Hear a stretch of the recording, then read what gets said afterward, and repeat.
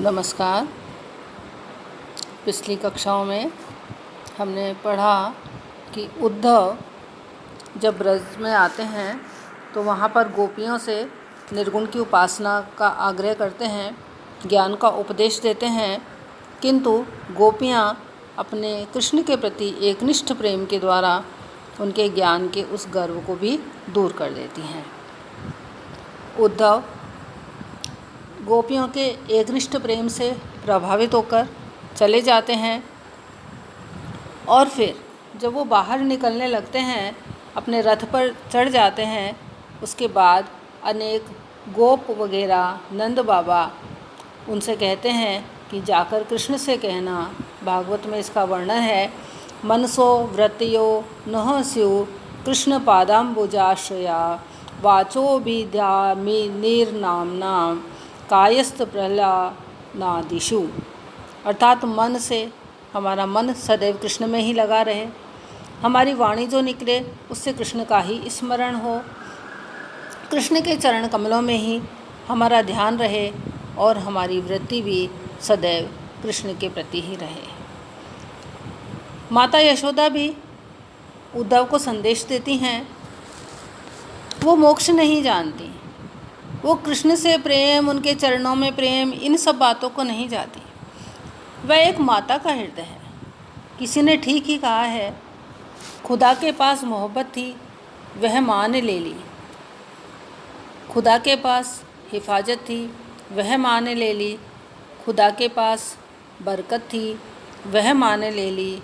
ऐसा नहीं कि खुदा माँ को बनाकर पछताया न हो, वह बहुत पछताया, क्योंकि माँ को बनाकर वह बेरोज़गार हो गया। वास्तव में जिंदगी की गड़वाहट में अमृत का प्याला है माँ। माता यशोदा भी उसी मातृत्व की भावना से परिपूर्ण है। इस भावना के साथ उनकी विवशता भी इस पद में दृष्टव्य है, जिसमें वे इस सत्य को स्वीकार करती हुई प्रतीत होती हैं कि कृष्ण ने पुत्र रूप में जन्म तो वास्तव में माता देवकी के गर्भ से ही लिया है। इसी बात को वे हमारे अगले पद में, जिसे कि हम आज पढ़ने वाले हैं, बताती हैं।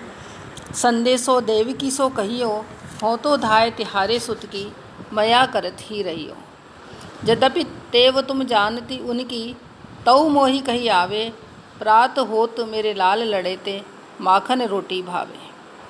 तेल उपटनो अरु तातो जल, ताही देखी भजी जाते, जोई जोई मांगत सोई सोई देती, क्रम क्रम करी के नहाते।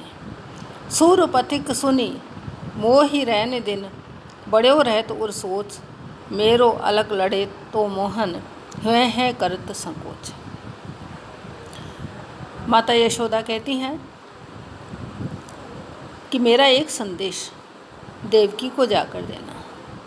वो कृष्ण को संदेश नहीं भेजती, देवकी को संदेश भेजती हैं, और देवकी को संदेश भेजते समय वे इस बात को बहुत अच्छी तरह से स्वीकार कर लेती हैं कि देवकी उनकी माता है, और वो संदेश भेजते समय अत्यंत संकोच का भी अनुभव करती हैं कि जिस माता ने अपने गर्भ से जन्म दिया है, उस माता को मैं उस पुत्र के पालने के बारे में कुछ सीख दे रही हूँ।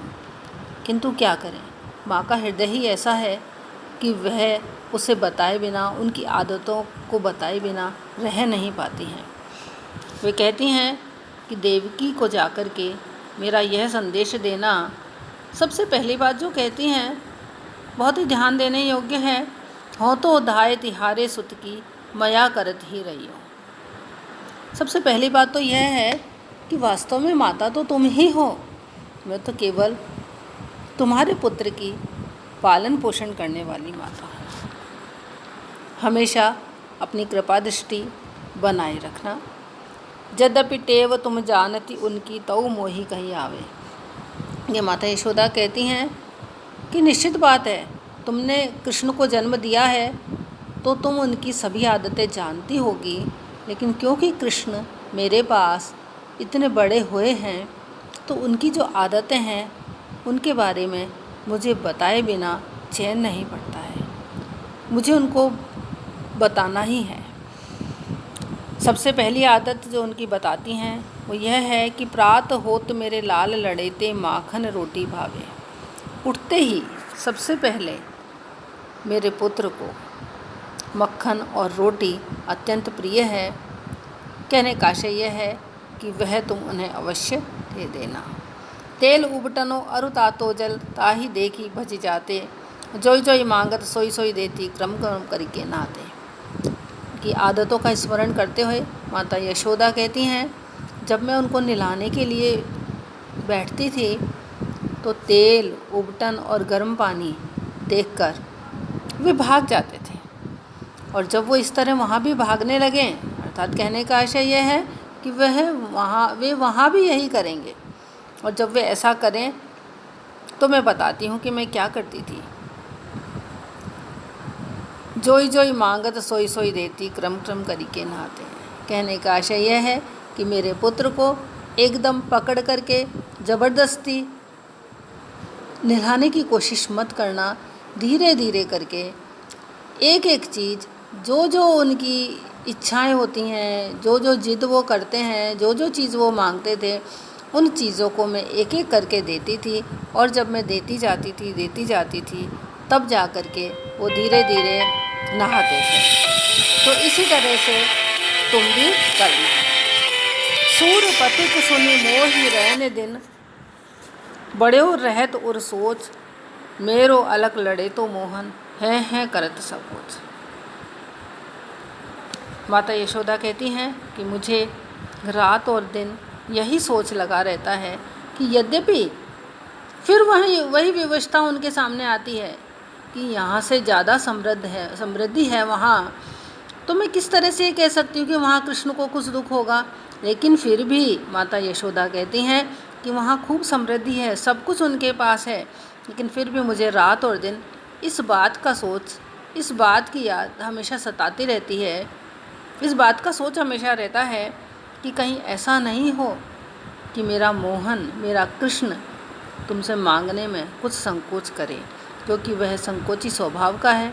पता नहीं यहाँ तो वह मांग लेता था, अब वहाँ भी वह जिस चीज़ की आवश्यकता है वह मांगेगा या नहीं, इस बात का मुझे थोड़ा संशय है। तो यहाँ पर जो मातृ हृदय है उसका अत्यंत मार्मिक चित्रण यहाँ पर किया गया है। कृष्ण की आदतों का स्मरण करते हुए माता यशोदा को बताया गया है, और साथ ही माता यशोदा की जो विवशता है, जिसमें कि वो माता देवकी को उनकी असली माता के रूप में देखती हैं और फिर उनको उनकी आदतों के बारे में बताती हैं, इस बात का भी चित्रण अत्यंत मार्मिक ढंग से हुआ है। अलंकारिक दृष्टि से देखें तो यहाँ यमक, अनुप्रास और काव्य अलंकारों का प्रयोग हुआ है। धन्यवाद।